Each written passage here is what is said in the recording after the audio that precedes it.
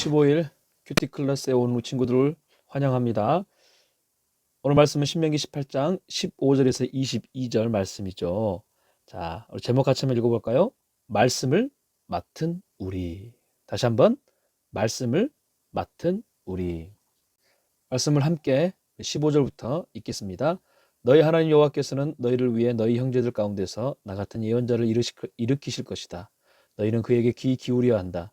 너희가 총회 날에 호렙산에서 너희 하나님 여호와께 요청했던 것이다. 우리가 우리 하나님 여호와의 음성을 듣거나 이 큰 불을 더는 보지 않게 해 주십시오. 그렇지 않으면 우리가 죽을까 두렵습니다. 여호와께서 내게 말씀하셨다. 그들이 하는 말이 맞다. 내가 그들을 위해 그들의 형제 가운데서 나 같은 예언자를 일으킬 것이다. 내가 내 말을 그의 입에 넣을 것이니 그가 형제들에게 내가 그에게 명령한 모든 것을 전할 것이다. 19절 만약 누구든지 그 예언자가 내 이름으로 말하는 것을 듣지 않으면 내가 친히 그에게 추궁할 것이다. 그러나 내가 말하라고 명령하지 않는 것을 내 이름을 들먹이며 함부로 말하는 예언자나 다른 신들의 이름으로 말하는 예언자가 있다면 죽임을 당할 것이다.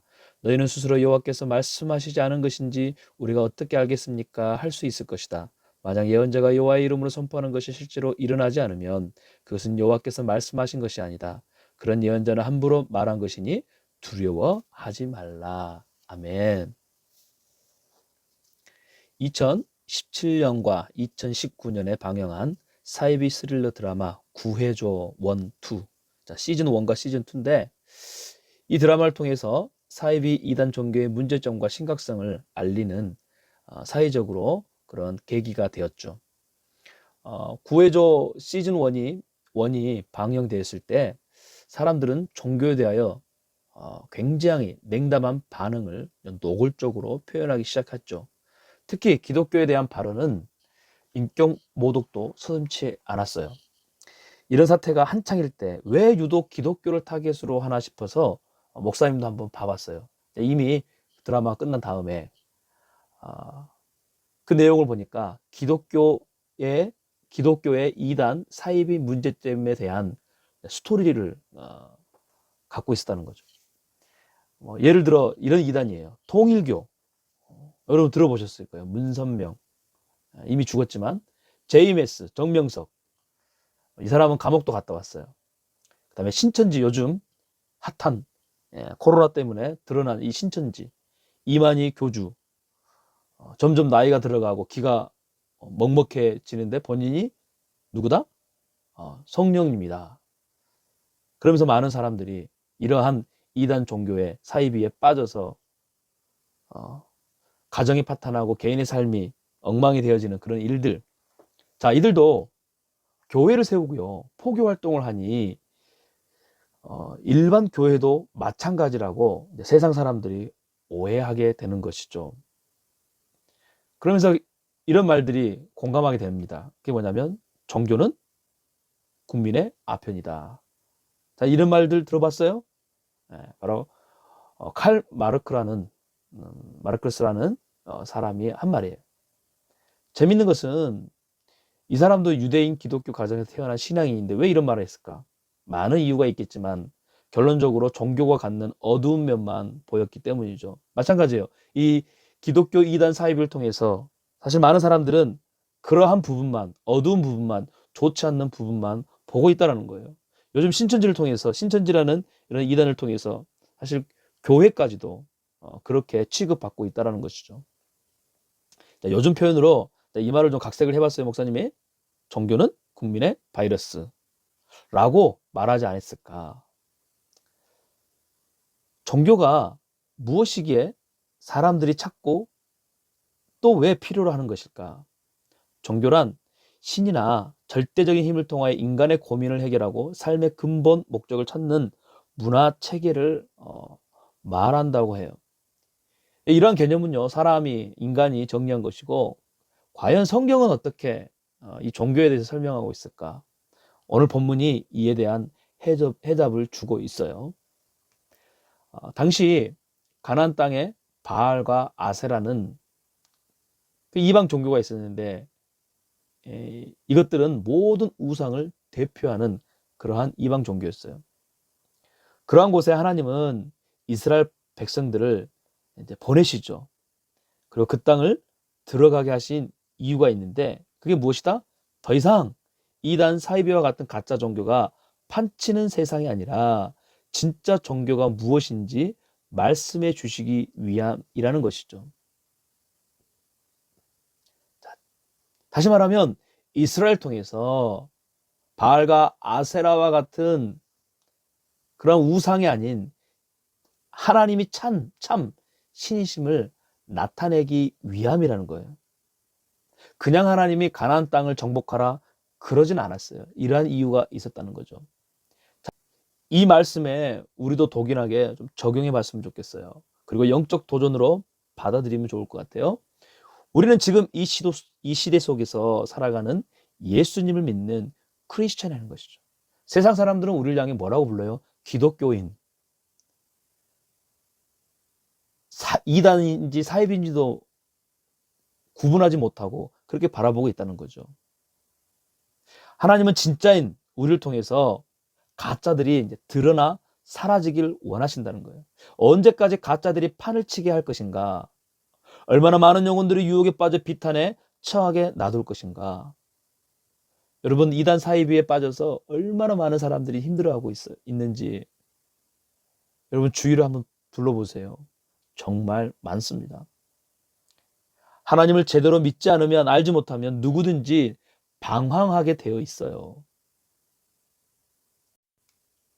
이런 거룩한 부담감은요, 우리로 하여금 약간의 영적 긴장감을 가져다주며 이것을 통해서 자신의 정체성과 사명을 갖게 된다는 것입니다.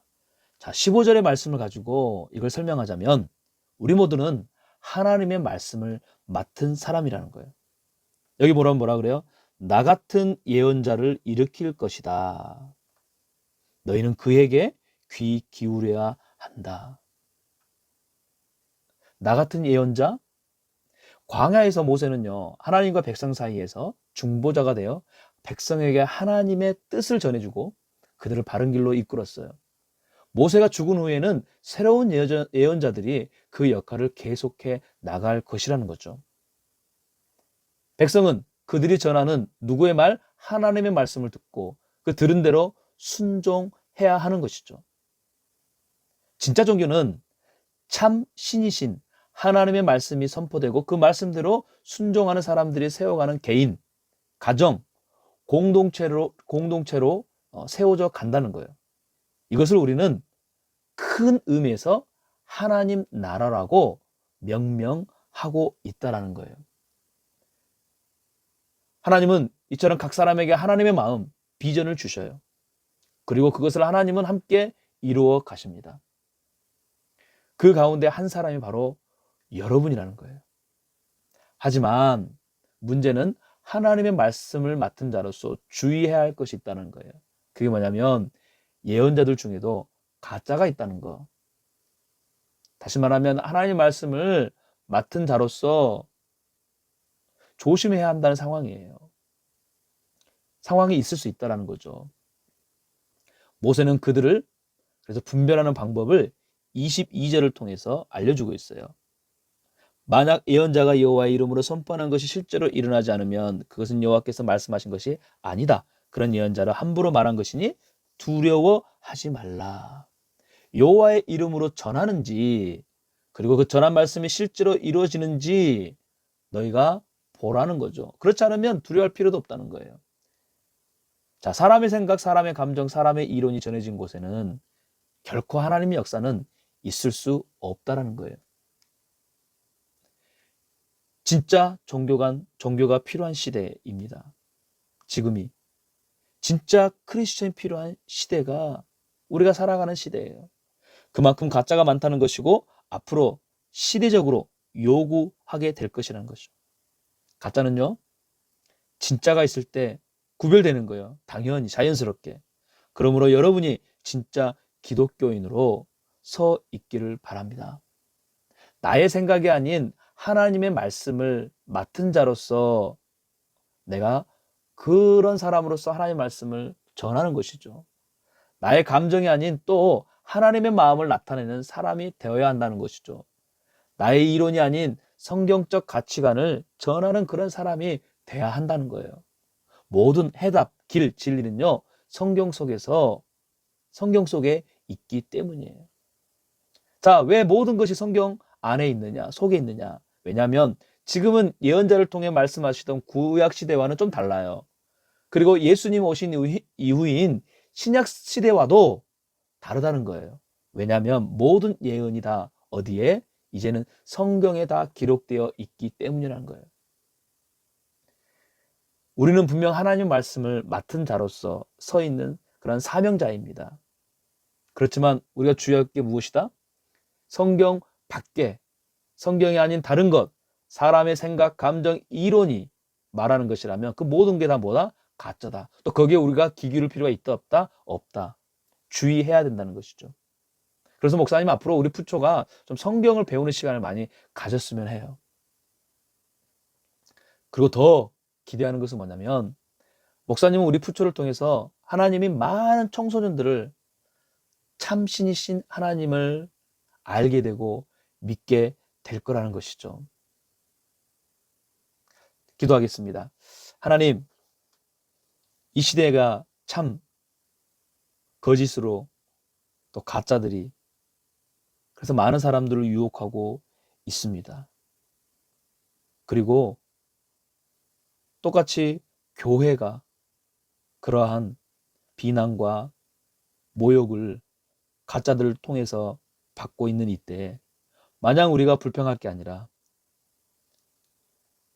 내가 크리스천으로서 진짜임을 또한 나의 삶을 통해 참 하나님이심을 나타내는 그러한 거룩한 하나님이 찾으시는 이 시대의 사명자가 되게 하여 주옵소서.